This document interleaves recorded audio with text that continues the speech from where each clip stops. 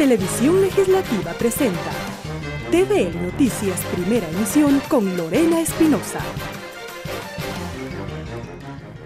Jueves 5 de abril, ¿qué tal amigos? Muy buenos días, bienvenidos a TVL Noticias Primera Emisión. Gracias por su sintonía a través del canal 42 en Quito y también en nuestro sitio web www.tvl.asambleanacional.gov.es. Revisamos quién es hoy nuestro invitado en este jueves 5 de abril. Santiago Orbe, docente, analista en seguridad y temas internacionales. Con él hablamos sobre la situación en la frontera Ecuador-Colombia.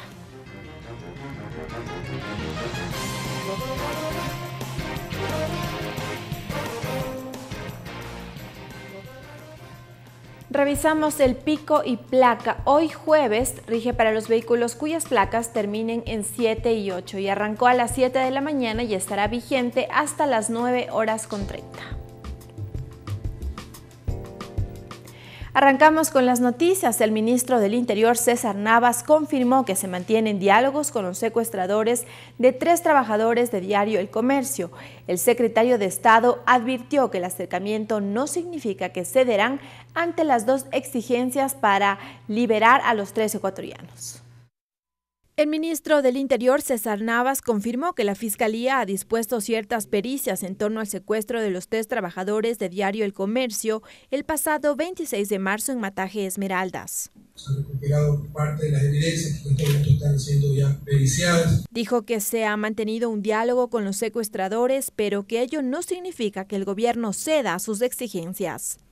Lo que se ha dicho, y ayer lo conversamos dentro del comité de crisis, es que ahora tenemos esta información y se ha establecido un diálogo con los secuestradores, pero es un proceso que toma su tiempo. Entonces no se trata de que vamos a ceder como Estado ante ninguna presión. Nava resaltó que Ecuador debe respetar los procesos constitucionales y que no se trata de ceder ante una presión.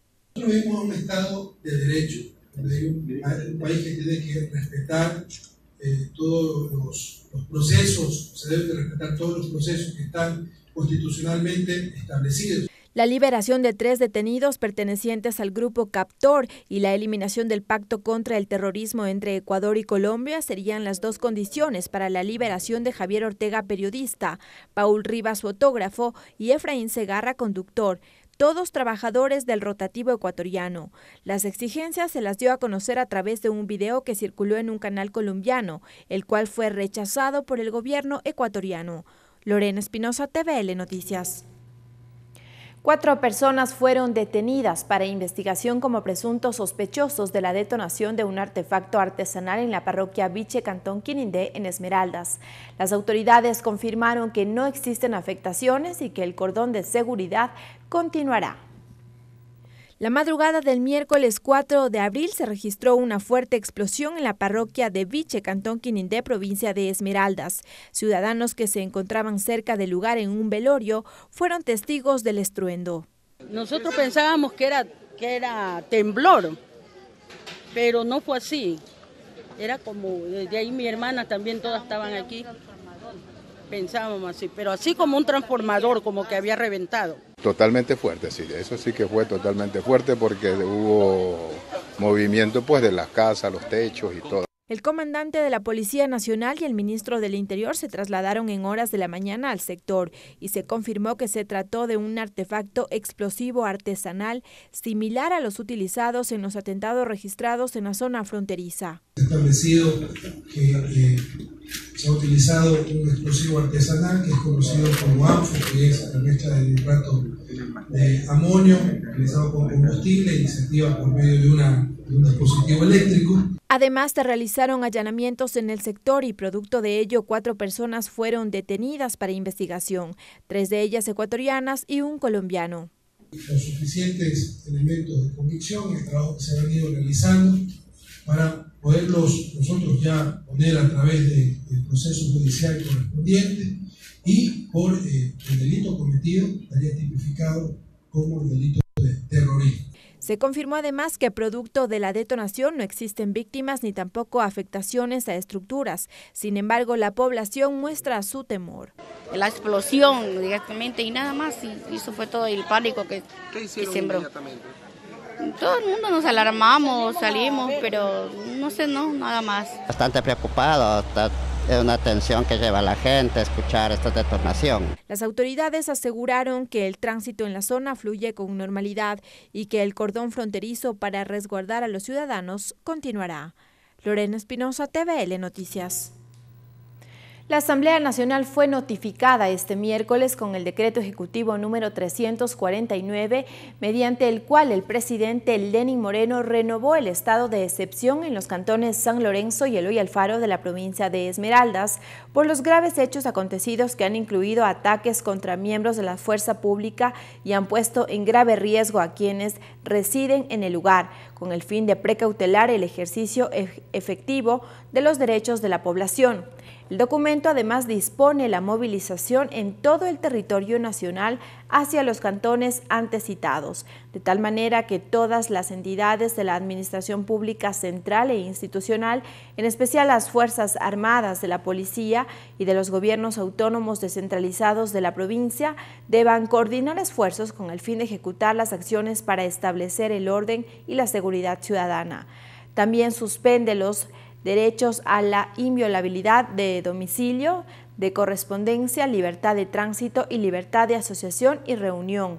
Disponer las requisiciones a la que haya lugar para solventar la emergencia producida. Esta renovación del estado de excepción regirá durante 30 días a partir de la suscripción del decreto, es decir, desde el pasado 29 de marzo.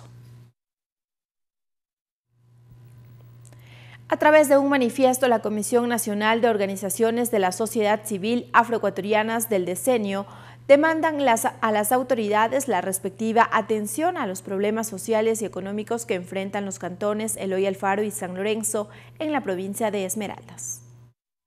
El documento de la Comisión de Organizaciones Afroecuatorianas muestra que en los dos cantones fronterizos con Colombia, Eloy Alfaro y San Lorenzo, los índices de las necesidades básicas insatisfechas, la pobreza y el desempleo son elevados. La tasa de egreso de la educación secundaria es baja y la de ingreso a la superior es mínima.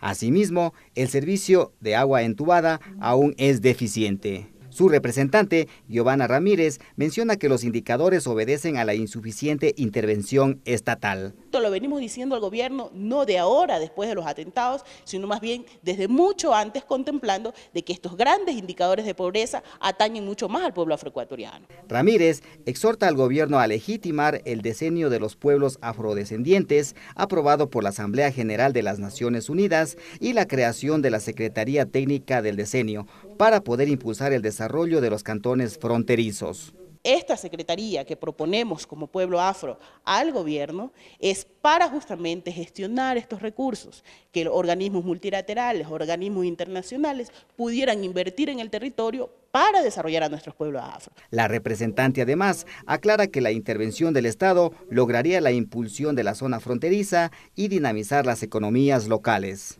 Incentivando la microempresa, seguir incentivando el microdesarrollo, el micro, el macro y toda una cadena productiva. Es decir, esto es un trabajo prioritario, mucho más aún cuando ya pues estos grandes golpes nos han dado en San Lorenzo y Eloy Alfaro. Creo que es ya un foco rojo que se nos ha prendido y la gran necesidad de atención de parte del gobierno. De igual forma, en el manifiesto sustentan que la violencia en ambos cantones es causada por actores externos, conocedores de la realidad en sus dimensiones sociales, económicas y políticas. No obstante, rechazan cualquier vinculación de pobreza con los hechos de violencia. Efren Espinosa, TVL Noticias.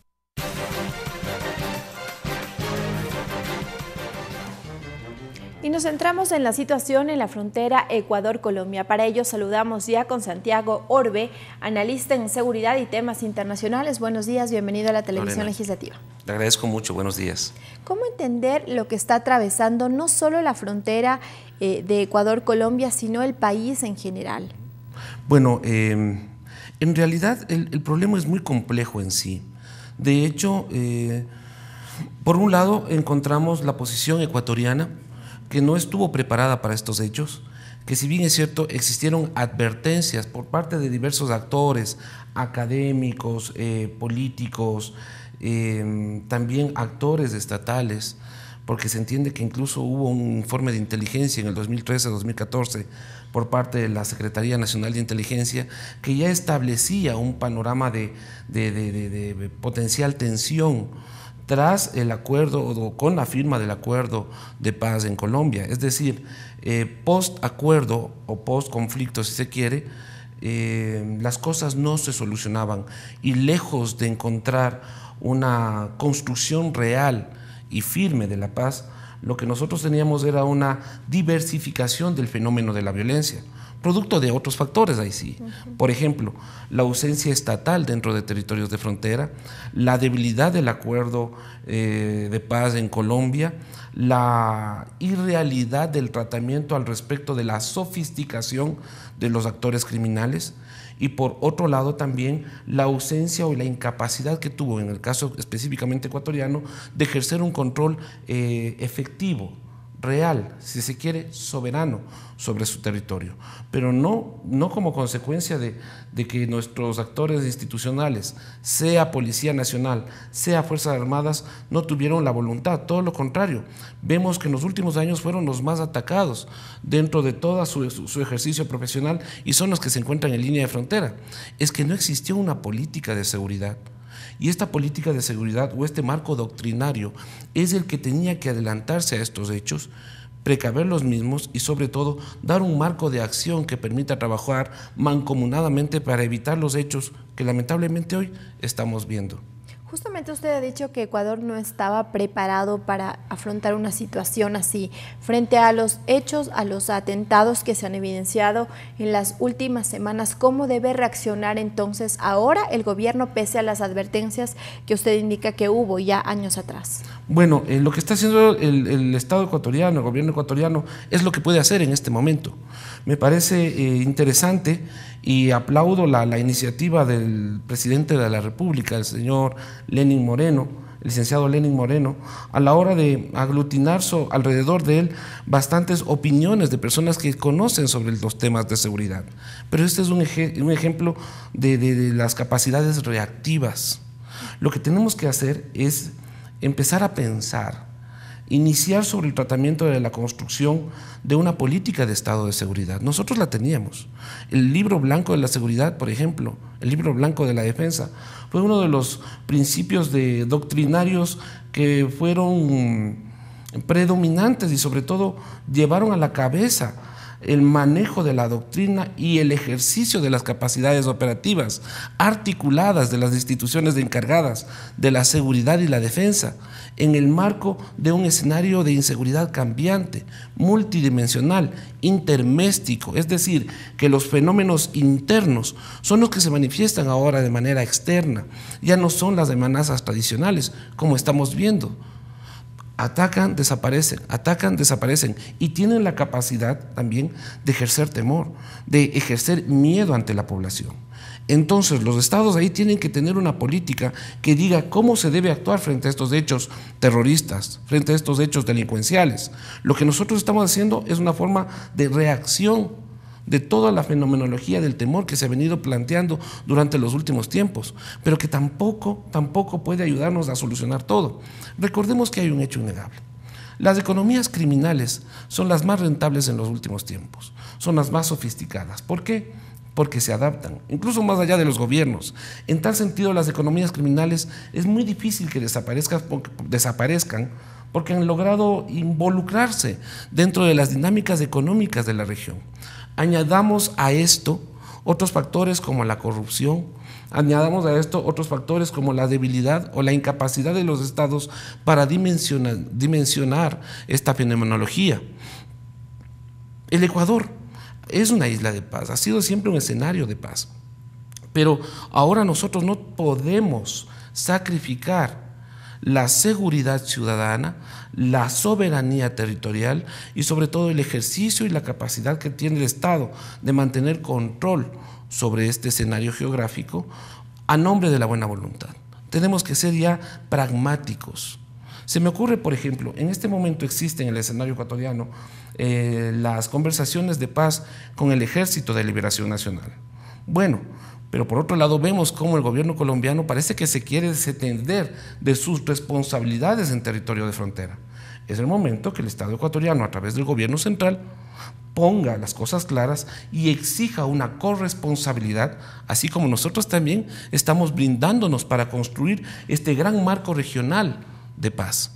Entonces, si no existen las garantías, el Ecuador también tiene que ya tomar decisiones al respecto y solicitar, o más que solicitar, a través de una gran iniciativa diplomática, exigir al gobierno colombiano que asuma la responsabilidad sobre estos hechos, pero no, como decía el ministro de Defensa colombiano, con una forma de fuerzas conjuntas, porque eso es involucrarnos en un conflicto que de alguna manera le quita la responsabilidad al Estado ecuatoriano.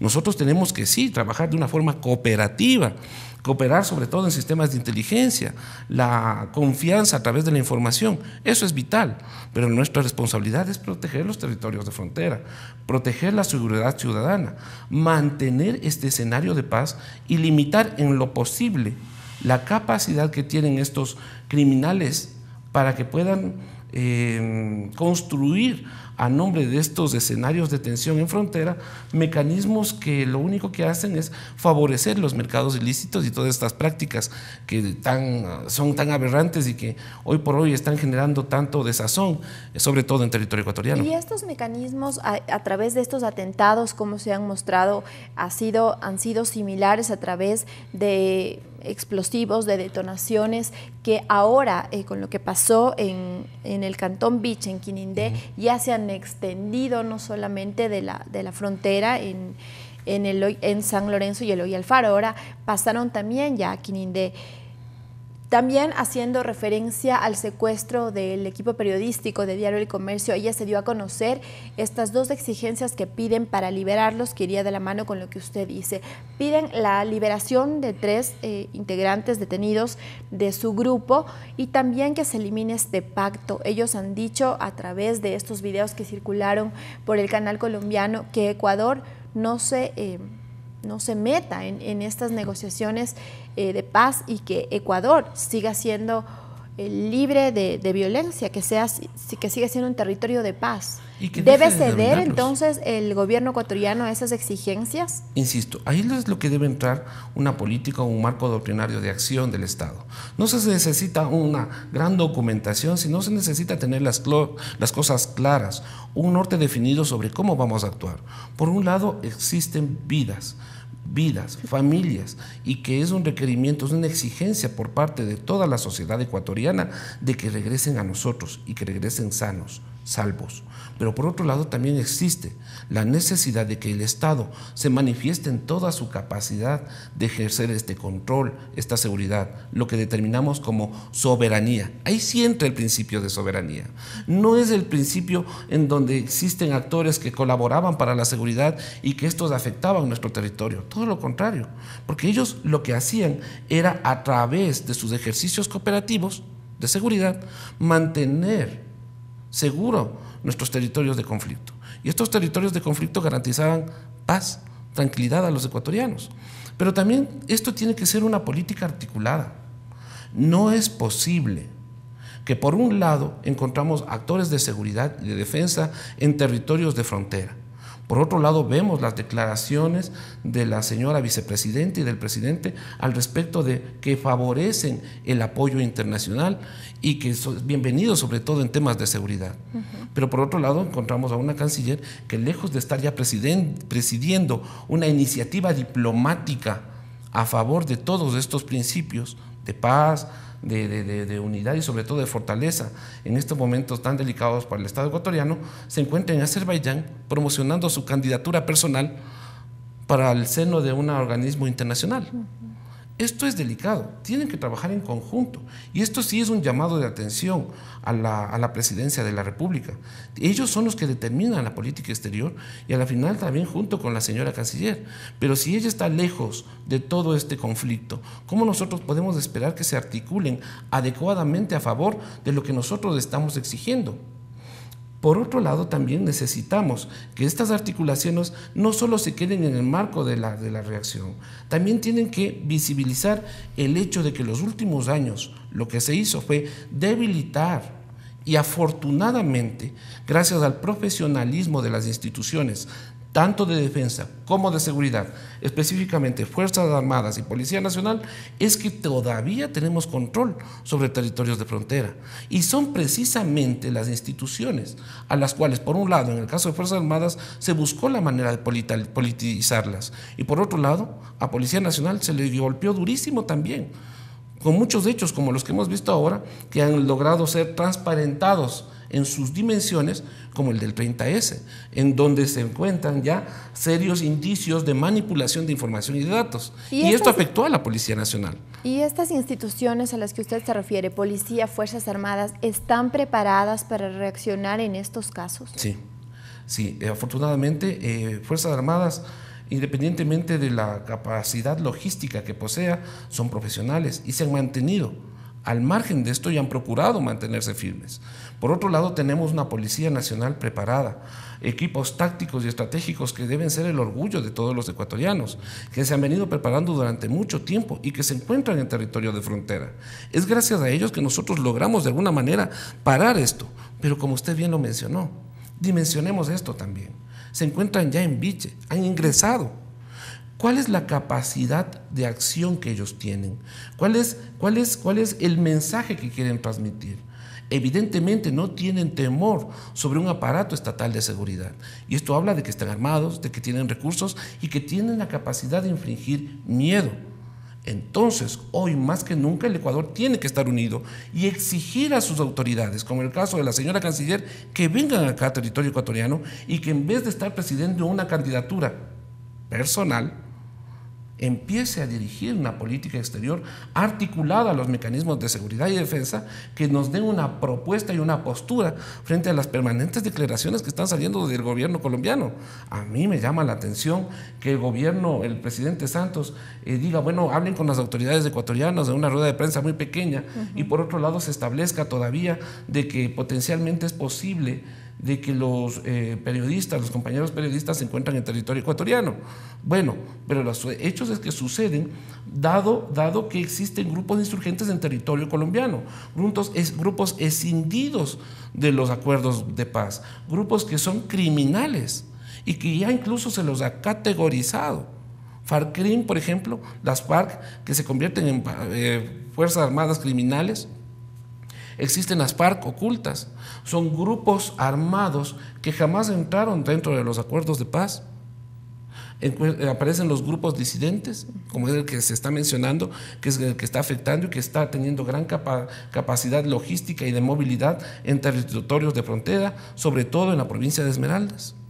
Y es el momento de que no solamente nosotros nos unamos, sino exijamos a nuestras autoridades que tengan sobre todo una mayor claridad y una mayor fortaleza a la hora de ejecutar una capacidad articulada de estas instituciones en un solo discurso, que es el discurso de la seguridad, el discurso de precautelar la seguridad de todos los ecuatorianos. Y ahí la pregunta, ¿cuánto más se debe esperar para atender o ya tener una respuesta concreta ante todo el pedido de los familiares de los 3 secuestrados, de los medios de comunicación, de la ciudadanía en general, que exige una respuesta? Ya se conocen estas 2 exigencias que piden para liberarlos sanos y salvos. En otro video que se difundió también a través del canal colombiano, dicen que no van a parar los ataques a los militares, que no van a parar los secuestros a civiles, hacen estas advertencias si no se cede a las exigencias. Por una parte, el gobierno ha dicho no es cuestión de ceder a lo que ellos piden por las consecuencias que podría tener. Y por otra parte está el clamor de los familiares y la vida de estas 3 personas que sigue pasando los días. Claro. Bueno, debemos aceptar que esta es una realidad que sobrepasó las expectativas e incluso las dimensiones a las cuales los ecuatorianos hemos estado tradicionalmente acostumbrados en términos de inseguridad o percepción de la inseguridad o como se podría denominar los hechos de inseguridad que manejamos todos. Una amenaza tan directa lo único que genera es desconcierto y desasosiego, pero también debemos dimensionar que este tipo de fenomenología, que para nosotros es nueva, amerita tiempo, amerita negociación, amerita paciencia, en la medida que estamos hablando de 3 vidas humanas, en la medida que estamos hablando de 3 familias y de un gremio periodístico que también ha sido golpeado. Pero en el tiempo, mientras se dan esas negociaciones, también podrían pasar otras cosas. Claro que sí, y eso ya se entra en el campo de la política estratégica. La política estratégica es la que determina cómo se va a actuar, y ahí entra la forma en cómo nosotros vamos a operativizar esta política. Ahí entran equipos tácticos, ahí entran negociaciones, ahí entran varios mecanismos que permiten de alguna manera compensar estas manifestaciones de terror. El hecho es que por el momento nosotros no podemos hacer mucho, sino más bien esperar y exigir, como lo he dicho, a las autoridades que también se manifiesten. Autoridades específicamente como a la señora canciller en el Ministerio de Relaciones Exteriores, al ministro de Defensa, que también sea más cauto a la hora de emitir declaraciones, como por ejemplo las que salieron ayer de que ya encontraron la camioneta. Es muy delicado esto porque estamos hablando de vidas. Y por otro lado, al ministro del Interior, que también, si bien es cierto, es la cara más visible de Policía Nacional, pues parecería que le ha tomado por desconcierto todos estos hechos y que no trabajan de una forma articulada, porque ya era hora también, por ejemplo, por parte de Cancillería, de que exista una solicitud o de plantear estos hechos y nuestra propuesta ecuatoriana en el seno de los organismos multilaterales, en el seno de los regímenes internacionales, como el de la Organización de Estados Americanos, como el caso de la UNASUR, quien debería ya manifestarse al respecto. Y nosotros deberíamos tener una iniciativa diplomática. También hacen lo que se puede, pero el voluntarismo no construye política pública. La política pública no es de ahora, debía haberse hecho hace algunos años. Y son precisamente las personas que he mencionado las que han estado también y han sido parte del régimen anterior y no lo hicieron. Entonces también es responsabilidad de ellos. ¿Qué incidencia podría tener también la participación de la Cruz Roja, que ha sido otro de los comentarios ante esta situación, que podría también incidir para pacificar los... O para mediar, si quiere usted, en una forma de salvaguardar la vida y garantizar la seguridad física y emocional en lo que cabe de los secuestrados. Porque los familiares también se han acercado y a la iglesia han pedido un pronunciamiento del Papa. Y es legítimo, Los familiares tienen su clamor legítimo y existen instituciones, como usted bien lo ha mencionado, una ONG internacional que tiene la mayor capacidad de influencia dentro de este tipo de conflictos, como la Cruz Roja Internacional, que bien puede y bienvenido sea si es que ellos tienen la capacidad de ejercer también su contingente a favor sobre todo de la vida y precautelando sobre todo la seguridad y la salud de las personas secuestradas. Claro que sí, bienvenido. Y sí, también las autoridades eclesiales, el clero, la Iglesia Católica, se hace a favor o se manifiesta a través de estos hechos, también es importante. Pero insisto, todo esto entra en el campo de acción, de la cooperación, de la multilateralidad que nosotros podemos ejercer y de los mecanismos que articulamos a favor de una política. Pero ¿cuál es la política que tiene el Ecuador? Eso es lo que debemos construir en este momento. Una política clara de seguridad, una política, una doctrina que diga hacia dónde ir. No puede ser posible que una enmienda constitucional en donde se quitaban o se diversificaban las actividades de Fuerzas Armadas, cuando su naturaleza es precisamente salvaguardar los territorios de frontera, la soberanía territorial. Vemos ahora el papel predominante de una Policía Nacional que ahora está también incluida sobre el fenómeno de la construcción y el mantenimiento de la soberanía, porque la fenomenología criminal ha cambiado, se adapta, y los estados, los países en su conjunto en América Latina tenemos que entender o tienen que entender que esto también está superando las capacidades de los mismos y tenemos que readaptar la forma, no solamente cómo construimos el diálogo político, sino también cómo lo ejecutamos. Las ideologías son válidas, pero ahora necesitamos pragmatismo. Y para tener pragmatismo tenemos que empezar a construir una forma de construcción política. Vamos, también las fuerzas insurgentes tienen su construcción política, como las FARC. Pero claro, la utilización de ellos es las armas, la violencia, la generación de temor. Parecería que hemos retrocedido, como muchos analistas también lo han dicho, al ver esas imágenes de nuestros compatriotas encadenados. Pero si estas cadenas no son sino el hecho o la reacción de todos unos años de olvido y de incapacidad de entender las verdaderas dimensiones de lo que significa garantizar la seguridad, la defensa y de hacer una política internacional pragmática para el Ecuador. Estos son los resultados.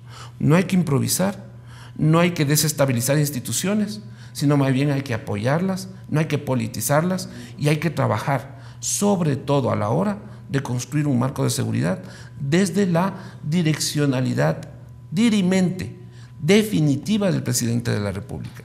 Él ya tiene que tomar decisiones al respecto. Mencioné un caso. No puede ser posible que la canciller en este momento se encuentre allá cuando debería estar aquí ya hablando o dirigiendo la iniciativa frente al Estado colombiano, frente a las exigencias de los diálogos de paz con el Ejército de Liberación Nacional. Esas son cosas que nosotros ya tenemos que poner sobre la mesa y exigir una corresponsabilidad regional. Finalmente, ¿cuál es el mensaje a la ciudadanía que está consternada por todos estos hechos nuevos que está atravesando nuestro país? En seguridad, en defensa y en relaciones internacionales se maneja mucho esto del miedo. El miedo es cíclico, retorna. Pero tenemos que entender que la única forma de enfrentar nuestros miedos es visibilizándolos. Es entendiendo que esto es una realidad que vino y que es potencialmente posible que se quede si es que no se toman las medidas adecuadas para aquello. Es hoy más que nunca que debemos de cumplir nuestros roles sociales, salir a trabajar, esforzarnos, los estudiantes de estudiar, los periodistas seguir en su función libre, valiente, nosotros seguir buscando escenarios de análisis, de discurso, de formación, de capacitación. Cumplir nuestros roles sociales y asumir que estas son consecuencias precisamente del olvido, precisamente del manejo, si se quiere, egoísta y la comprensión o la incomprensión más bien de que existen intereses superiores a los personales y esos son los intereses de toda la nación. Y en tal sentido es la hora de estar más unidos que antes.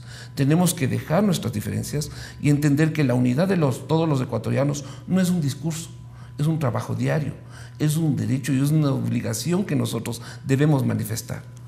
Estos escenarios de miedo, precisamente lo único que hacen es confrontarnos. Un abrazo solidario a las familias, un abrazo solidario al gremio y la exigencia a las autoridades de que cumplan su rol social. Así como nosotros estamos aquí, así como usted está aquí frente a esta mesa, haciendo información, inquiriendo sobre lo que está sucediendo y yo aportando de alguna manera, ¿no? Esa es nuestra responsabilidad. También las autoridades de gobierno tienen la autoridad, ya tienen la responsabilidad y la exigencia histórica de todos los ecuatorianos de que garanticen no solamente la protección de nuestro territorio, sino la seguridad de todos nosotros y la vida de estos 3 ciudadanos, de estos 3 periodistas, de estos 3 trabajadores, de estos 3 padres de familia, hijos, hermanos que se encuentran en este momento detenidos, que se encuentran alejados de una realidad que no nos compete, la realidad de la inseguridad, pero que ahora tenemos que manejarla. Unámonos más, estemos más comprometidos con nuestras acciones, con nuestras actividades y sobre todo empecemos a trabajar también desde el reconocimiento de nuestros roles sociales y al mismo tiempo las exigencias sociales. Nosotros qué hacemos y lo que hacemos, ¿qué nos permite exigir a estas autoridades? Muchísimas gracias a Santiago Orben. Nosotros nos vamos a una pausa, enseguida continuamos con más noticias.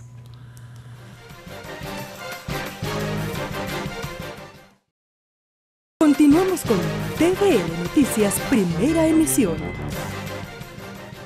Gracias por seguir con nosotros. Existe expectativa en la Asamblea Nacional por la llegada del proyecto que contempla el plan económico anunciado por el Ejecutivo.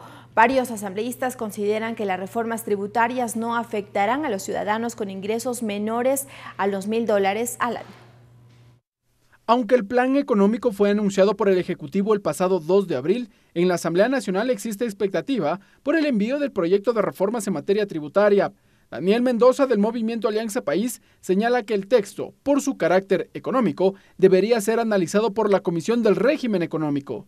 Bueno, hay que evaluar qué es lo mejor que puede hacer la Asamblea. En realidad es preocupante que exista una comisión donde su mayoría no respalde al presidente Lenín, y en una situación tan importante como es la situación económica que está atravesando el Ecuador y donde se requiere que el legislativo también tome decisiones concretas. Sin embargo, previo al inicio del primer receso legislativo del año, al interior de la Asamblea Nacional ya se anunció una posible reestructuración de autoridades.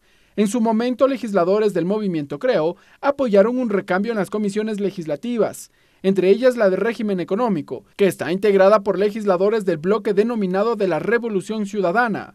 Bajo ese escenario, Daniel Mendoza no descarta la conformación de una comisión ocasional que analice el proyecto de ley que enviará el Ejecutivo. O avanzar con los diálogos con las demás bancadas en torno a la reestructuración de las comisiones. En cuanto al contenido del plan económico, el asambleísta Raúl Tello tiene una primera evaluación. De alguna manera resulta un plan positivo en la medida en que no hubo un paquetazo, pero que significa un cambio de rumbo, pero un cambio de rumbo fundamentalmente sesgado para beneficiar a los grandes grupos económicos del país. De acuerdo a la ministra de Economía y Finanzas, María Elsa Viteri, el Ejecutivo enviará el proyecto de ley hasta la tercera semana del mes de abril. Ricardo Bravo, TVL Noticias.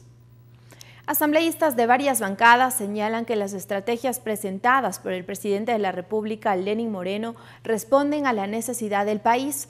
Los parlamentarios manifiestan que es necesario renegociar la deuda externa y la optimización de contratos petroleros.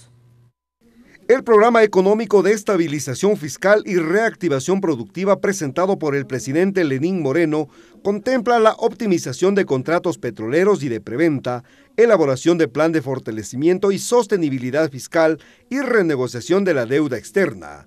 El asambleísta Daniel Mendoza los considera como positivos. Me parece que es un planteamiento válido del señor presidente y tendría nuestro respaldo. Para la presidenta de la legislatura, Elizabeth Cabezas, se busca preservar los derechos de las grandes mayorías, estabilizar la economía del país y reactivar la producción. Y las medidas que se han adoptado son medidas duras en varios sectores, como es el tema de la reducción, por ejemplo, del gasto público, pero necesaria para precautelar el resto de los espacios de esta convergencia entre el sector privado y público para dinamizar la economía. Patricio Donoso, asambleísta de Creo, considera que la optimización de contratos petroleros y preventa permitirán ahorrar miles de dólares al país. Simplemente se dejará de gastar y recabar más ingresos para el Estado, porque el petróleo es de todos nosotros.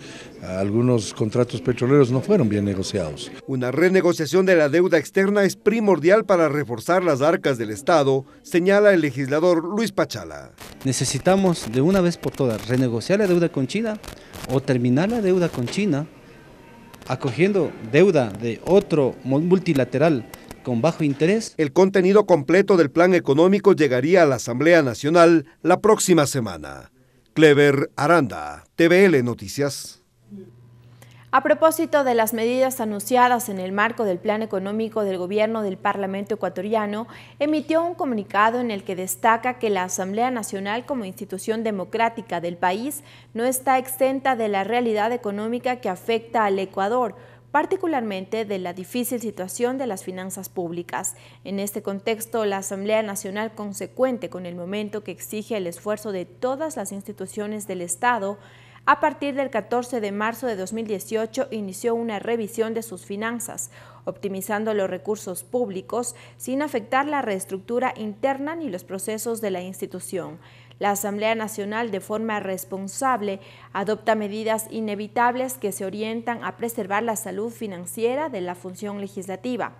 Son decisiones que impactan con el proceso de racionalización del sector público anunciado el 3 de abril de 2018 por el presidente de la República, en el contexto del plan económico para enfrentar la crisis, entre ellas el programa de austeridad fiscal y de reducción del gasto público.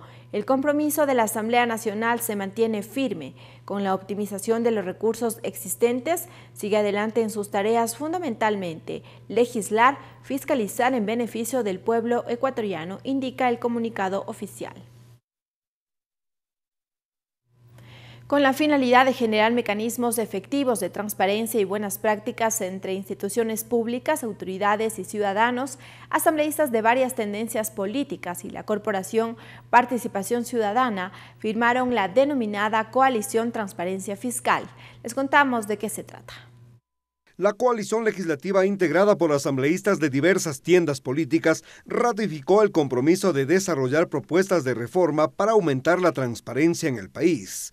Rudy Hidalgo de la Corporación Participación Ciudadana se refirió al acuerdo. Los asambleístas y quienes son los encargados de promover reformas normativas que apunten hacia la consolidación de la institucionalidad del Estado, llevar adelante esta iniciativa. La presidenta de la Asamblea Nacional, Elizabeth Cabezas, mencionó que la transparencia es un desafío para las sociedades modernas. Hoy, de manera conjunta con los distintos asambleístas, no me queda sino ratificar este compromiso, llamarles una vez más a sumar los esfuerzos en esta línea de unidad, de transparencia y de gestionar las cosas que son positivas para el país. Los legisladores Paola Ventimilla y Patricio Donoso sostienen que iniciativas como esta permiten a los ciudadanos recuperar la confianza en las instituciones públicas y luchar contra la corrupción. Que tenemos que velar también de alguna manera de todos los recursos que entran y salen del Estado. Porque debemos relevar la independencia de poderes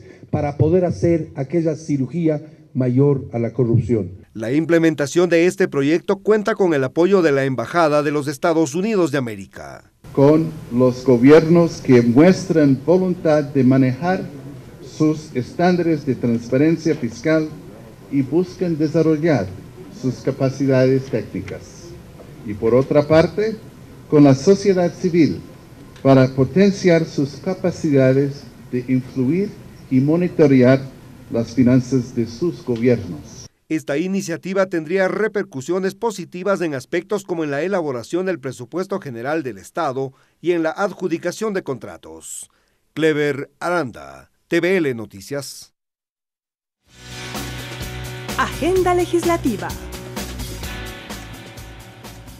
Revisamos la agenda de actividades de este jueves 5 de abril. A las 10 de la mañana, sesión extraordinaria del Consejo de Administración Legislativa, con los siguientes temas: requerir a los asambleístas miembros de la Comisión de Soberanía y Relaciones Internacionales que se convoquen a fin de que procedan a tratar de forma urgente los actos que han generado conmoción social en la frontera norte, así como los suscitados la madrugada de este miércoles en la provincia de Esmeraldas. También analizar la propuesta de medidas de austeridad de la Asamblea Nacional y tratar la solicitud respecto de la Comisión Especializada Ocasional para coordinar, evaluar y dar seguimiento al cumplimiento de responsabilidades del Consejo Consultivo previsto en el artículo 23 de la Ley Orgánica de Transporte Terrestre, Tránsito y Seguridad Vial. Esto será en la sala de sesiones de la Presidencia de la Asamblea Nacional. A las 10 de la mañana, rueda de prensa del asambleísta Helio Peña. Comunicación referente a la visita de autoridades de los gobiernos seccionales del norte de Perú y sur de Ecuador para tratar el tema de culminación de la construcción del proyecto de carretera eje vial ubicado en la provincia de Zamora Chinchipe. Esto será en la sala de prensa. Así concluimos esta emisión, amigos. Nos vamos, pero los dejamos con el tip del día.